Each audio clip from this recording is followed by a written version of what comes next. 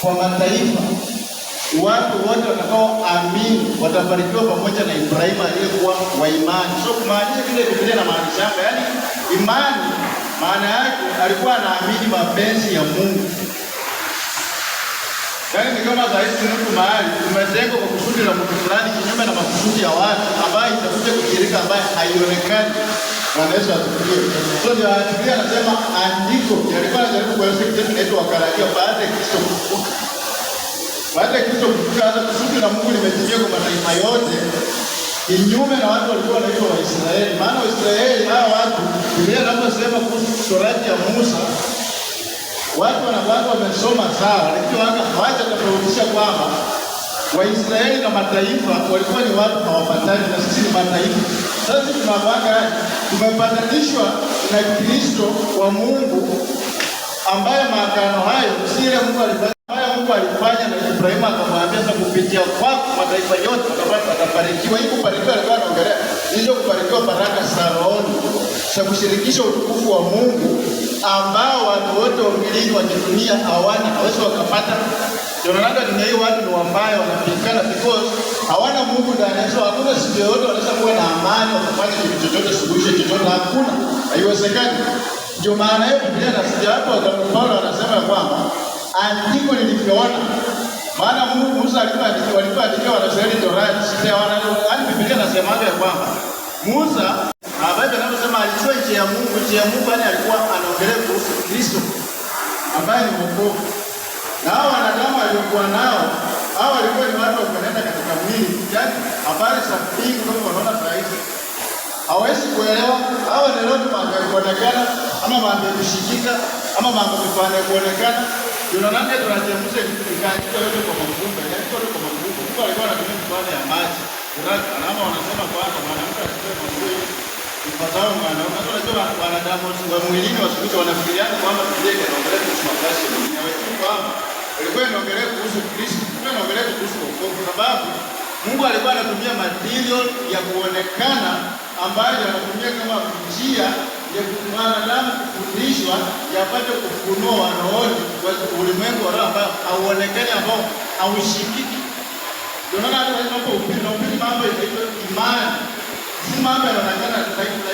Mazoea kama ni kuhubiri mambo yanayoonekana. Kama ni kuhubiri mambo ya kutazama uonekana. Sasa hii ni shida ya watu wanaitwa wanadamu. Hata Waisraeli walipanga hiyo walikuwa na problem. Biblia inasema kwamba nchi ya ahadi ambayo Mungu aliwaitia hawakuweza kuenda kwa sababu gani? Walikuwa ni watu wawili. Hao wanaona hali za kuonekana. Mungu anasema hivyo, au Biblia inasema kabla ya miaka 400 Ibrahimu Israeli nchi ya Misri, Mungu alishakuwa alifanya agano na Ibrahimu na akamwambia kwamba watarudi hapo hapo. Bwana Yesu asifiwe. Tunaposoma kitabu kinaitwa Luka chapter 1, nataka tusome kitabu kinaitwa Mark chapter 1 kama mlango wa kwanza. Kuna kitu hapa nataka tuangalie tuone itatusaidia nini kufundisha kulingana na vilivyo sasa hivi. So Mark mlango wa kwanza, Mathayo mlango wa kwanza mstari wa 17. Biblia inasema basi vizazi vyote tangu Ibrahimu hata Daudi ni vizazi 14, na tangu Daudi hata uhamisho wa Babeli ni vizazi 14, na tangu ule uhamisho wa Babeli hata Kristo na ni vizazi 14. Yaani na Biblia inasema Yesu anapozaliwa Bethlehem kutokea mtu anaitwa Ibrahimu. Ilikuwa imefikani Yesu alizaliwa wakati wa kisasi cha 43. Sasa sisi tunaposoma Wagalatia 3 tunapata leo baada sasa sisi ya msalaba. Hiyo ilikuwa ni kwa Israeli wa agano la kale. Ukitaka kuelewa sasa watu wa sasa wengi wa kuachia kupotea kama Israeli ama njia kweli. Tunasoma kutokea baada ya msalaba mpaka zaidi mwaka 2026. Sasa tunaangalia Yesu aliposema kwamba duniani watu watakuja watapoteza watu wengi. Sasa tunaangalia ile kalenda yetu ya sasa. Sile kalenda ya Waisraeli, ile ilikuwa ni Waisraeli walitolewa Misri. Peke yao hakuna mataifa hapo. Baada ya msalaba sasa ni watu wote sasa. Mungu amepatanisha watu wote kupitia kwa mtu anaitwa damu ya Yesu.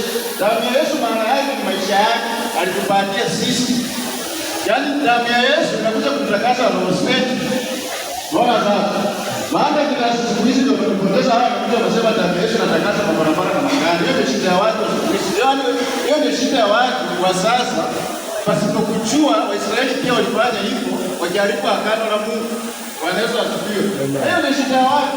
Damu ya Yesu hakuna Biblia yote imesema, hata kina Paulo alihubiri kule Yesu. Hata ukisoma Matendo ya Mitume 20, unaona Paulo alikataza watu akiwaambia kwamba chungeni kundi la Mungu ambalo limenunuliwa kwa damu ya Yesu, na akawaeleza vizuri sana hao watu, akiwaonya kwamba ndani yetu kuna kucha kutokea makundi, watu watapepeta watu wa Mungu, watu washuhudie kundi la Mungu, kwa hiyo kufundisha mama habari kwa potofu.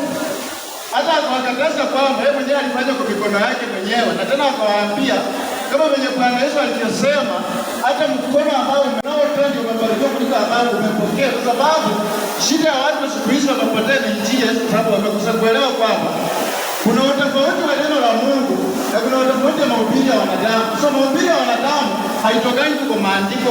Unaona sasa? Sasa utapata siku hizi watu wamekuja na mambo ya kuficha malaya. Sasa ukiambia hizi mambo ya Yesu, watu wanaanza kusema ati wewe sio unasema vitu gani? Si kusema, soma maandiko uelewe vizuri. Damu ya Yesu ni maisha yake alitupatia kupitia kwa kifo chake na kufufuka kwake. Sasa akifufuka damu yake ndio life yake alitupatia. Yaani alimetununua kuwa watu wa Mungu. Ndio kusoma Paulo anaambia watu wa Yesu kwamba, na Wayahudi anawaambia kwamba hakuacha mtu yeyote kwa machozi kumweleza kusudi lote la Mungu kutoka kwa maandiko. Bwana Yesu asifiwe. Sasa tunaposoma maandiko leo na kuelewa kusudi lake, kwa kusudi la Mungu aliyoandika kwa sababu yetu, ndio sasa wewe unakuwa umesaliwa na neno la Mungu.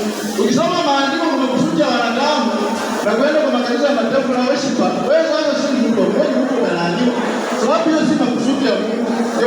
Bora ameanza kwa kutarajia kwamba walio wa mataifa waliandikwa watabarikiwa pamoja na Ibrahimu aliyekuwa mtu wa imani, aliamini mambo ya Mungu, hakuamini mawazo ya wanadamu.